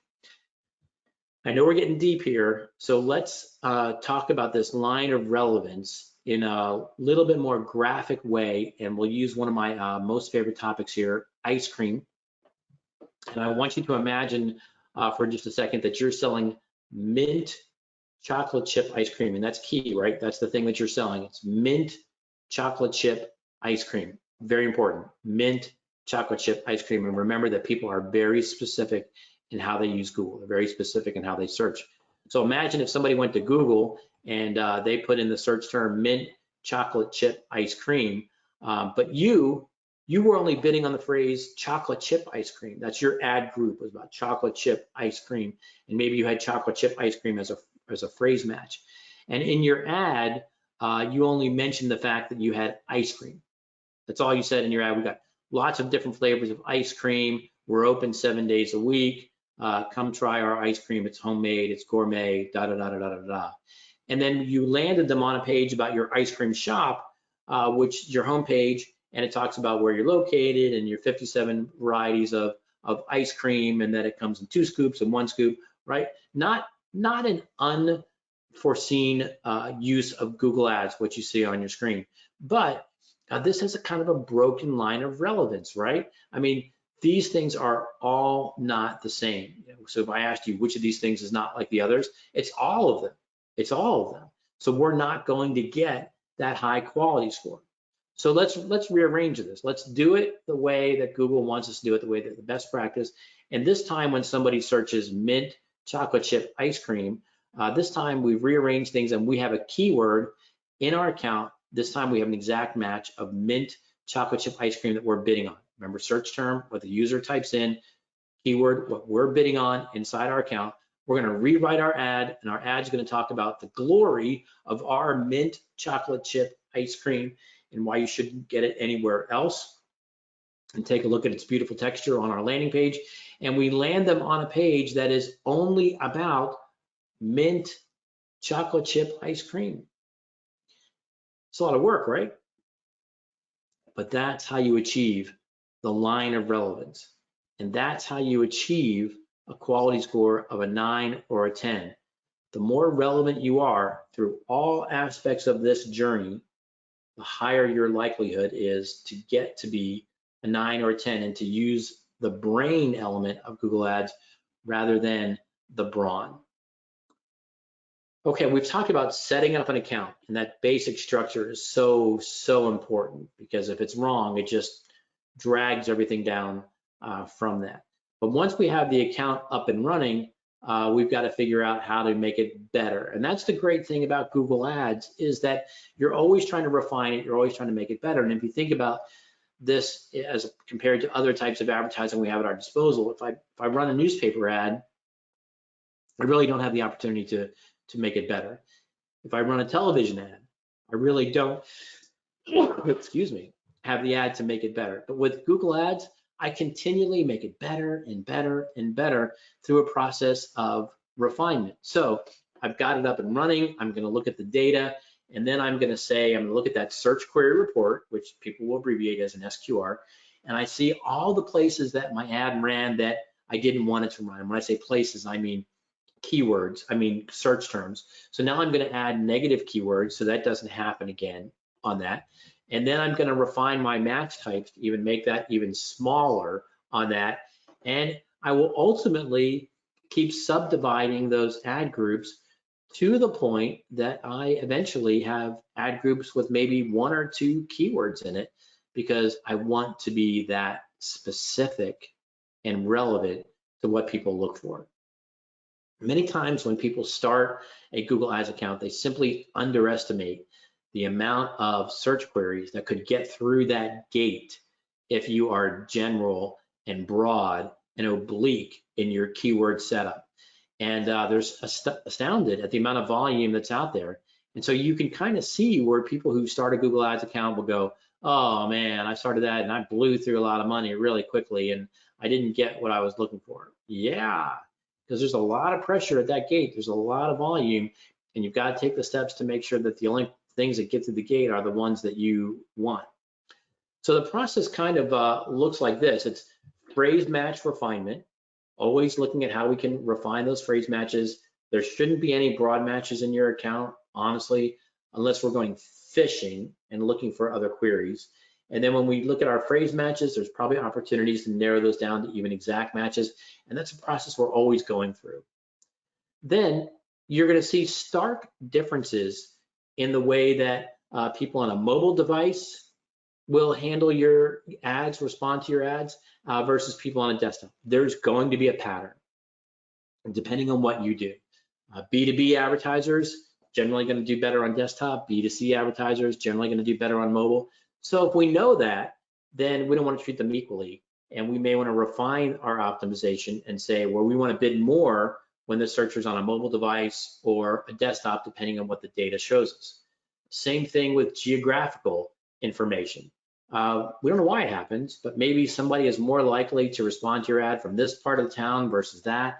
You know, a lot of times it may have to do with competitor activity, but if we see the pattern, people aren't responding to us when the ad runs in this part of the geography, we just can continue to narrow it down and narrow it down. The whole idea is to make our budget go further, faster. And the way that we do that is by eliminating where it doesn't work, process of elimination. Another place that we're going to eliminate is by the ads. The great thing about Google Ads is that we can continually test new ads. Where if one ad doesn't work, boom, let's get another one in there. And we're continually looking for the messaging that works on that. Always test your creative, ongoing process. And then we talk about bid optimization too. You know, we talked in the very beginning part of the program, I can't afford $14 for this keyword, but what happens when I bid $7? In most cases, we're going to be not as productive if we're not as high, but there are some rare opportunities with some keywords that work better when they're not at the top of the ads. We got to find that sweet spot ultimately and see if that saves us money. And then lastly, as we talked about, we're going to continually break down our ad groups. Remember that example about the furniture store, and we had leather love seats and all the phrases related to leather love seats? Well, someday there's going to be an ad group about leather love seats, and then there's going to be an ad about cloth love seats, and then there's going to be an ad group about reclining love seats, and then there's going to be an ad group about electric reclining, power reclining love seats, right? We're going to continue to narrow and narrow and narrow and narrow so that our ad really speaks to the person that uses that particular combination of words. I think my favorite part of Google Ads, but I'm a copywriter by trade, is writing great ads. And this is still one of the places where I think a lot of people struggle with Google Ads because you kind of need to be two different types of people to be really successful. There's a certain mathematical, analytical element to Google Ads, but there's also a creative element. And you know, when all the dust settles, we've talked about a lot, my ad has to beat your ad. My ad has to be more compelling, more exciting, more interesting than your ad does. And so here's a sample that I pulled right before today's program for pest control. And you can see that not a lot of energy is being devoted into writing these ads, right? Because remember, what problem do you have when you search for pest control? You have bugs and you want them done, right? You want them out, you want them done quickly. So what does this company tell me? They tell me that their technicians are trained to meet all of my pest needs. Do I have a pest need? Residential or commercial? Well, there's a mistake right there, right? Because people that search for commercial services use different words than people who search for residential.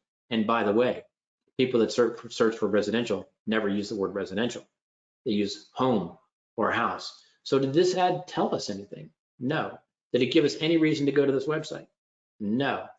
This company tells me that they're committed to personalized attentive care for commercial and residential. Still got that residential and commercial mistake in there, but that's not going to help me get rid of the roach.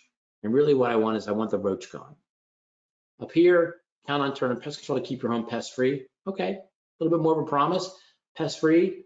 And then they use these things called extensions in the ad to tell me specifically what they do. So now they're a little bit more relevant to me because I might have a flea and tick issue, or I might have a mosquito issue by searching the phrase pest control. And now they're attempting to be a little bit more relevant. Still not great, but still trying to speak to me through their ad.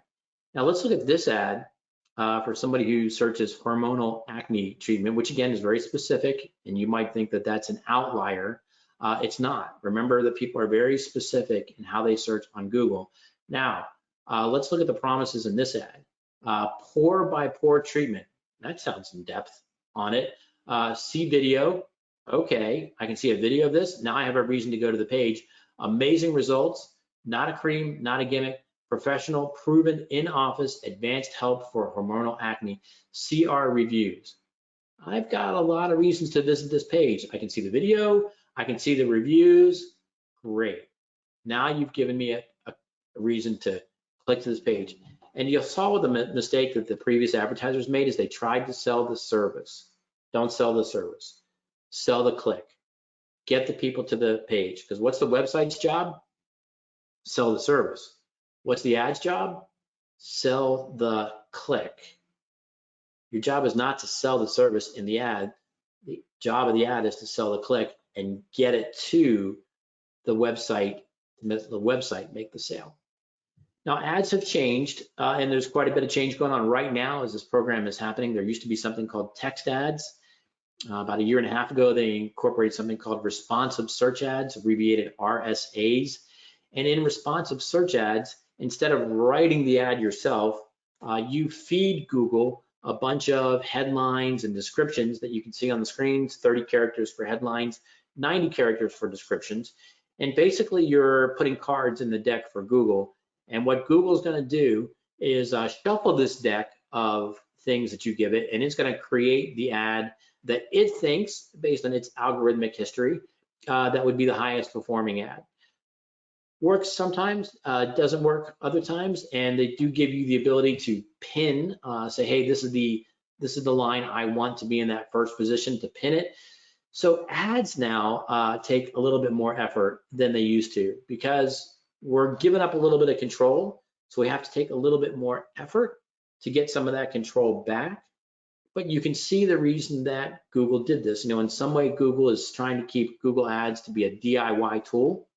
And if people weren't particularly good copywriters, they wanted to give them multiple opportunities to put something in there that Google could kind of pick algorithmically that might make a good ad. Whereas if they just let you choose 2 headlines and 1 description, you didn't have as many opportunities to come up with a winning formula. This does not work all the time, and this has to be monitored very closely. So now I'm looking at my ad performance, and I'm trying to say, if this didn't work, I'm going to take one of these headlines out and put in another headline. The real challenge of this new system is that Google doesn't tell us the results by the combination of elements that they display. They show us the amount of times that a particular combination displayed, but they don't tell us the results and whether or not it was any good or not. So let's talk quickly about writing great ads, a really important part of this whole program. The key to writing great ads is to make sure that you sell your website, not your product or service. That's key, because you've only got maybe a 1/10 of a second, maybe less, to get somebody's attention and generate that click on that. You've got to be relevant, immediate, benefit-driven, powerful, impactful, and interesting, all in just a very short amount of time. So sell the website, not the product or service. And somewhere that ad too has to answer the question, why you and not the other guy, right? Because your ad is going to compete with typically 2, maybe 3 other ads that show up, and we don't have a lot of time. So we have to convince why go to your website and not the other one. What's the value proposition? Maybe one of the holdovers from your traditional marketing class that still comes through here is, what's the value proposition? What's the why you and not the other guy has to show up in this ad? Use active sentences. Remember, anytime you're writing in a character limited environment, 30 characters for a headline, 90 characters for a description, every word matters. So active means I'm not going to write the ball was hit by the bat. I'm going to write the bat hit the ball. Right? See the difference? The ball was hit by the bat hit the ball. Active, powerful verbs, word economy, making every word count, and that's a skill set, right? Words, characters, are to copywriters like money is when you're going shopping. Give 2 people $30, tell them to go out and get clothes, somebody's going to come back with more clothes. Give 2 copywriters 30 characters, somebody's going to come back with a better headline. They're going to use those 30 characters better. So word waste is what I call it. Be cautious of word waste. If the word doesn't bring value to the message, get it out. Word waste has to be eliminated to be an effective ad. And of course, you have to include the keywords, because that's the visual indicator that the searcher is looking for, that this ad is what they are looking for. If they don't see the keywords they put in, likely they're not going to click on that ad, because it's all about relevance to them. You and I are talking about it right now on a very cognitive, obvious level. For searchers, it's something much more subconscious, and it happens very quickly. But they're in their mind's eye, they know what they want. And if you don't match what they want in their mind's eye, they're just going to move on to the next ad. And generally, people don't spend more than 5 to 6 seconds on a search engine results page. That's crazy, right? I mean, there are sometimes 12 to 15 objects on a search engine results page, and people spend 5 to 6 seconds trying to figure out what's on there. And finally, always test and revise to make sure that you're getting the best ad possible. So how do you take what we've talked about today and go a little bit further? I cannot believe this, but we're actually right on schedule. There are a couple places that you can take what we've learned about today and go further. One is called Skillshop, which is all of Google's learning, and you can find that at skillshop.google.com, or it might even be now skillshop.google.com. But if you Google the phrase Skillshop, you'll get to all of Google's classes, including the classes that lead to certifications, if that's what you're primarily interested in. Google Ads has its own YouTube channel. Be very, very careful. There are millions of people who will try to impersonate Google Ads with their own instruction. Some of it good, by the way, but definitely look for the official Google Ads YouTube channel. Look for the official Google Ads logo on there. Look for people that introduce themselves as being from Google. You can follow Google Ads on Twitter. Lots of continuing advice they put out on Twitter. And you can also use LinkedIn.com, which was formerly lynda.com. And if you need a personal consultation, there are many services available out there that will do one-on-one training with you, and you can find one at coach4ppc.com. So lots of places that you can take what we did today and go even further, and there's quite a lot to cover, but we did quite a bit in our hour and 45 minutes.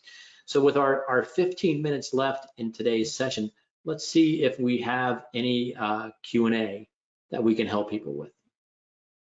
Okay, we have a few questions. First, hi, Matt and Jairo.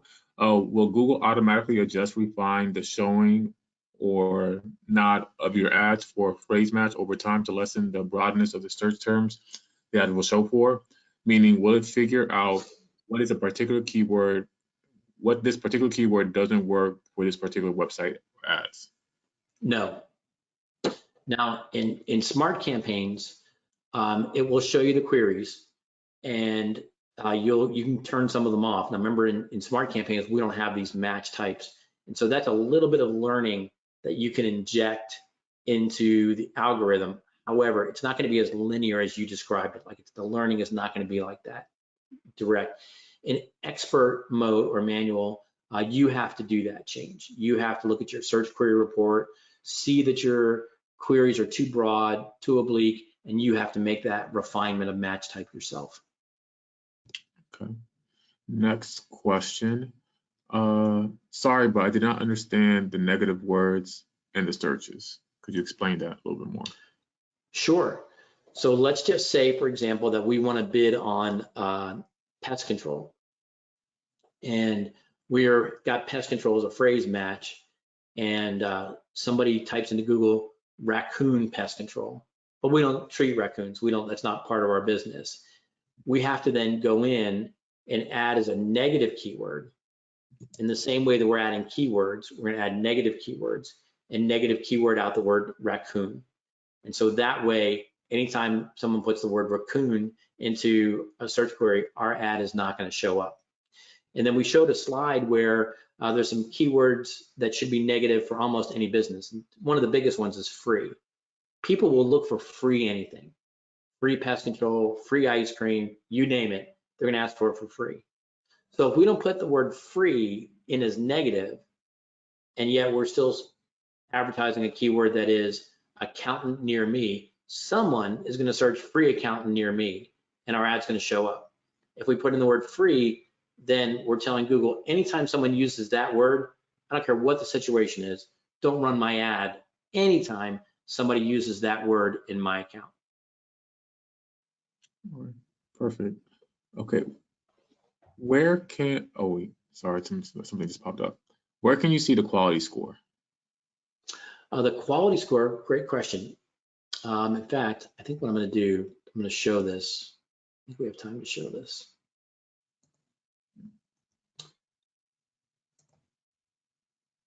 And you should, Jairo, are you seeing my screen that is the Google Ads interface? No, I see the presenter mode of PowerPoint. Okay, let's try that one more time. There we go. How about that? Yep, there you go. All right, so we're in the interface right now. I'm in the all campaign view, and we're gonna go to keywords. When I click on that, it's gonna break it down. It's gonna show me the search keywords. Remember, quality score is only visible at the keyword level. Really important point to remember. Quality score is only visible at the keyword level. And interestingly enough, even though it's so important to success, it's not the default view. You won't see it unless you go look for it. So what we're gonna do is we're gonna change our columns right here, click on change columns, click on modify columns, and then down at the bottom of this list, crazy that it's at the bottom, we can choose quality score. And we can see our quality score right here. And we can say, also show me those 3 things that go into quality score. Show me the click-through rate, show me the landing page experience, and show me the ad relevance. Now I click apply, scroll over to those columns.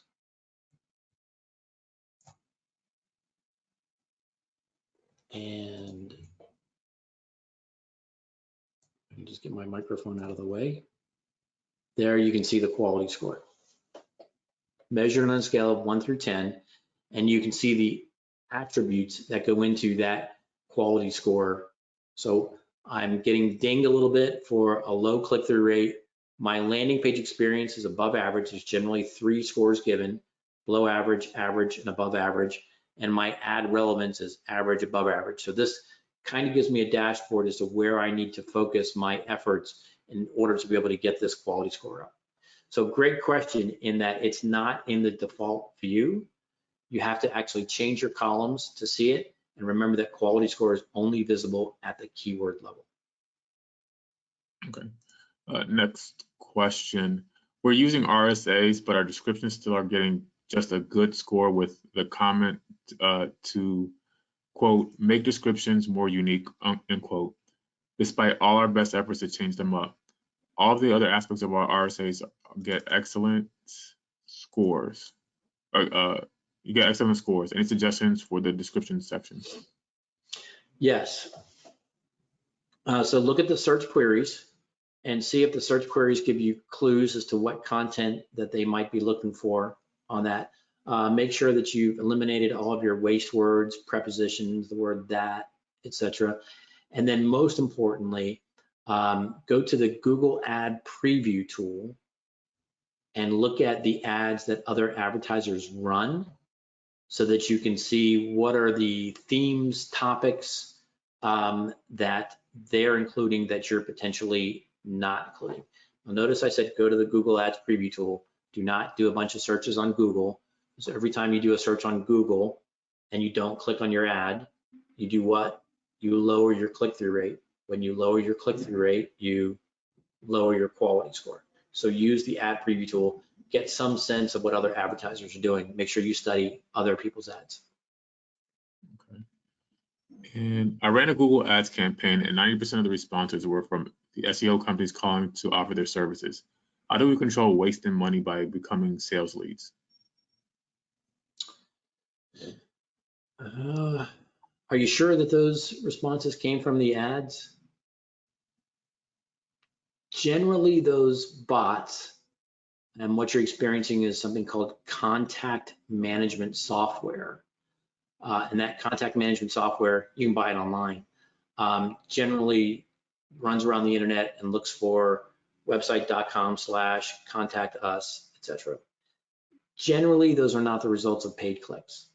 More often, those are organic. So number one, check and make sure they did indeed come from your paid clicks. Second is take a look at what the URL is of your form. If your form is www.yourwebsite.com/contact-us, change it. Don't put the word contact in there. Change it to something that's unexpected, like assistance, because that contact software, it's all automation. It's all an algorithm doing this. It's just looking for the common labels of contact us forms. There's no human involved, and it's just stuffing your contact form because it found it by using the word contact or some commonly used equivalent of that. So first step would be to change the name of your contact form. Second, if you haven't already done it with your website, is there's a couple spam fighting, bot fighting techniques that you can use. One is called the honeypot technique, where on that form, you're going to put a blank field that's visible to bots, but not visible to people. And so when the bot fills out that form, because the bot sees it, then your website can be coded to say, okay, let's just end the session here whenever this field is input, just end the session. So those are a couple ways that you could definitely, there are more, but those are probably the two big drivers. But I would be highly surprised if that's coming from your paid traffic. Okay. Well, the same person said, yes, they would mention they saw we were using pay-per-click ads. No, I don't see that a lot at all. If that's really true, then I would try the honeypot technique for sure. And then depending on what form plugin you're using on your website, you can even put in filters like when the form submission includes this word, SEO, in the session, if the form submission includes this word. You could try that as well.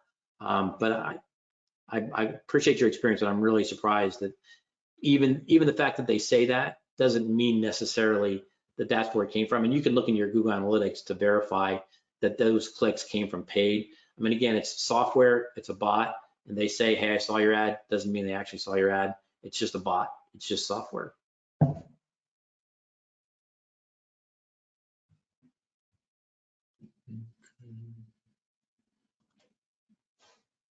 Okay, any more? Oh, okay, any more questions?